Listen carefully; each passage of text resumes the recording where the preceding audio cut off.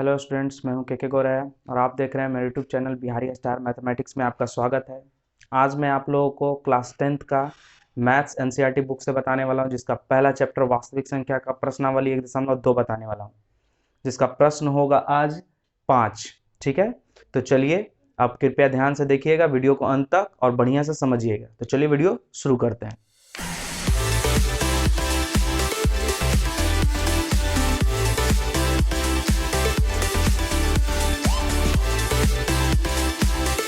Question को सबसे पहले समझेंगे। क्वेश्चन कहा जा रहा है कि जांच कीजिए कि क्या किसी प्राकृतिक संख्या n के लिए संख्या 6 द पावर n अंक 0 पर समाप्त हो सकती है। तो क्वेश्चन जो है थोड़ा सा कॉम्प्लिकेटेड है समझने में, बस, और बनाने में नहीं है। तो क्वेश्चन कहने का अर्थ है कि मान के चले कि ये जो 6 द पावर n है, ठीक है, और n क्या है? एक प्राकृतिक संख्या है। n क्या है? एक प्राकृतिक संख्या। प्राकृतिक संख्या आपको बता चुके हैं कि क्या होता है पिछले वीडियो में, कि जो 1 से शुरू होकर कोई भी नंबर हो, इन्फिनाइट तक कोई भी नंबर हो। तो अगर हम इस पे रखते हैं 6 द पावर 2 रख दे, 3 रख दे, 4 रख दे, 5 रख दे, कोई भी नंबर रख दे, तो क्या होना चाहिए कि जो भी यहाँ पे आएगा, मान के चले हम इसको 2 रख देते हैं, तो यहाँ पे क्या हो जाएगा? 6 इंटू 6, कहने का मतलब 36। तो ये जो लास्ट जो अंक है यानी इकाई अंक, वो 0 पे समाप्त होना चाहिए। इसका कहने का अर्थ है कि जैसे ये 36 आ गया, तो ये जो इकाई अंक 6 है, ये 6 नहीं बल्कि 0 होना चाहिए था यहाँ। ठीक है ना?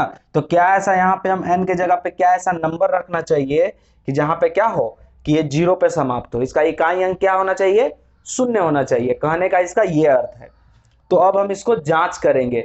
तो अब तो इतना सारा प्राकृतिक संख्या हम किसको ऐसे ही ले लें कि कौन सा ऐसा प्राकृतिक संख्या में यहाँ पे रखेंगे कि जो इसका जो अंतिम अंक क्या होगा, जो लास्ट वाला जो डिजिट होगा यानी इकाई अंक जो होगा वो क्या होगा? वो 0 होगा। ठीक है ना? 0 होगा। कैसे पता चलेगा? चलिए देखते हैं। तो इसका टर्म एंड कंडीशन क्या होता है कि 0 पे समाप्त होने के लिए इसका कुछ टर्म एंड कंडीशन होते हैं। ठीक है ना? उसको हम समझेंगे। तो चलिए,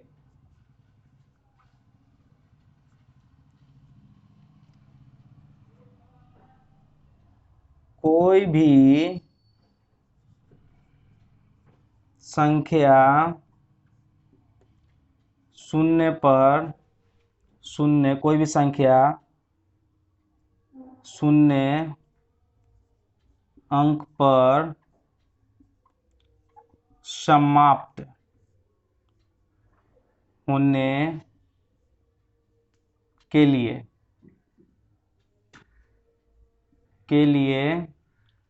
होने के लिए 10 से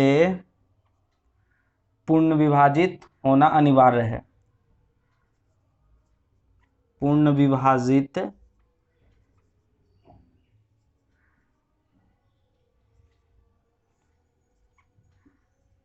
होना अनिवार्य है।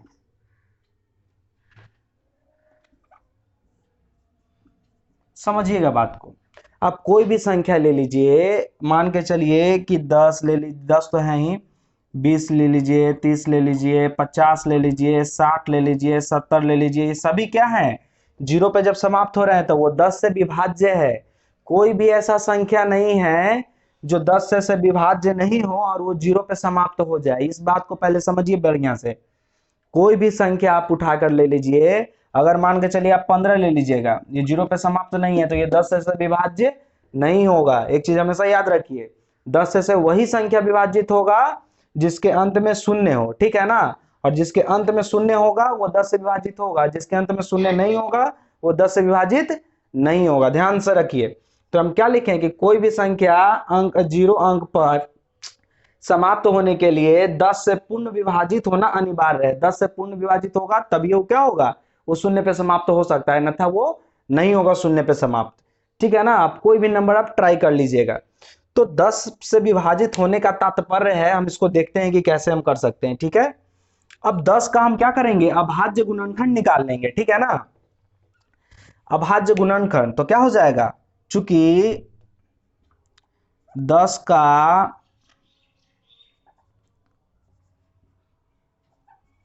अभाज्य गुणनखंड 2 गुने 5 के रूप का होता है।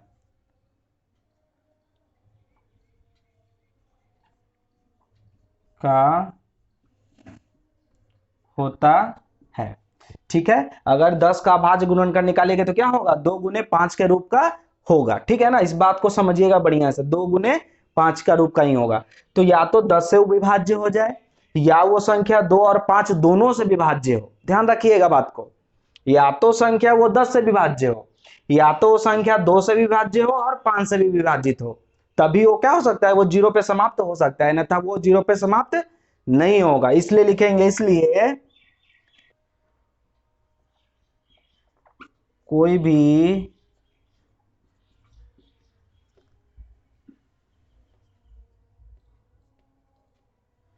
भी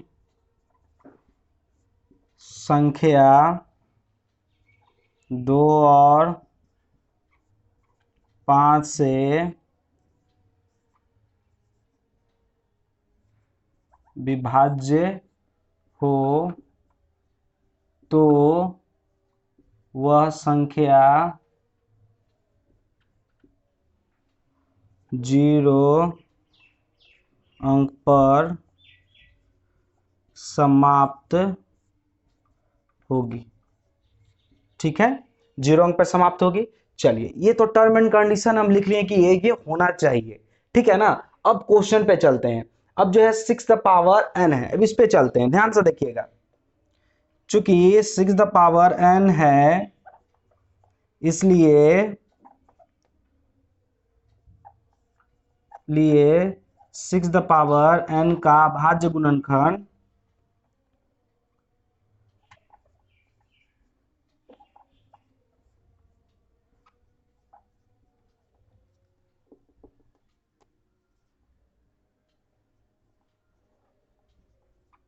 अभाज्य गुणनखंड क्या हो जाएगा, बोलिए।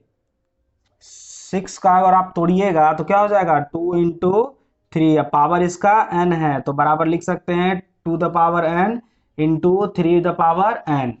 ठीक है ना, स्प्लिट हम कर दिए, अलग अलग कर दिए। सबसे पहले 6 को तोड़े तो क्या हो गया, 2 गुने 3 हो गया और इसका पावर n हो गया। जब पावर को हम स्प्लिट किए तो क्या हो गया, 2 द पावर n और 3 द पावर n हो गया, अलग अलग हो गया। अब देखिए ये जो है ये किस रूप में है, 2 गुने 3 के रूप में है।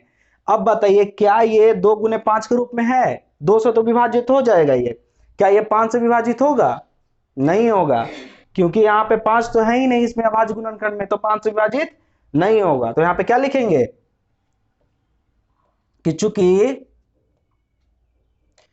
6 द पावर n संख्या 5 से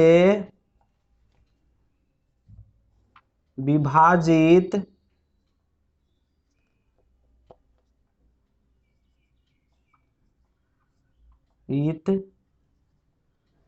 नहीं होगी, ठीक है ना। 6 द पावर n संख्या 5 से विभाजित नहीं होगी, इसलिए क्या हो जाएगा, इसलिए या तो आप लिख सकते हैं कि 6 द पावर n संख्या 0 पर समाप्त नहीं होगा। ठीक है ना, जब ये 5 से मान के चलिए 200 तो विभाजित हो रहा है, लेकिन 5 से विभाजित नहीं हो रहा है। अगर ये 0 पर समाप्त होता तो क्या होता, 2 और 5 दोनों से विभाजित होता। ध्यान रखिएगा, तो यहां लिख देंगे अतः 6 द पावर n संख्या अंक 0 पर समाप्त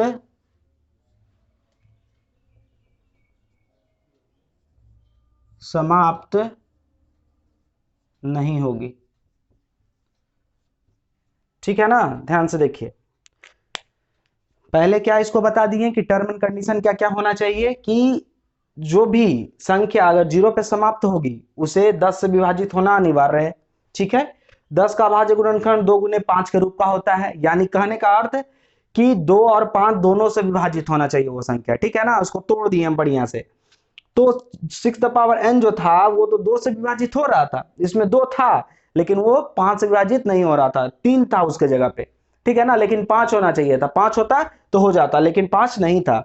ठीक है ना, इसलिए क्या होगा, ये 5 से विभाजित नहीं होगा, तो इसलिए क्या होगा, 6 द पावर n अंक 0 पर समाप्त नहीं होगा। ठीक है ना, इसका यही आंसर है। चलिए, धन्यवाद।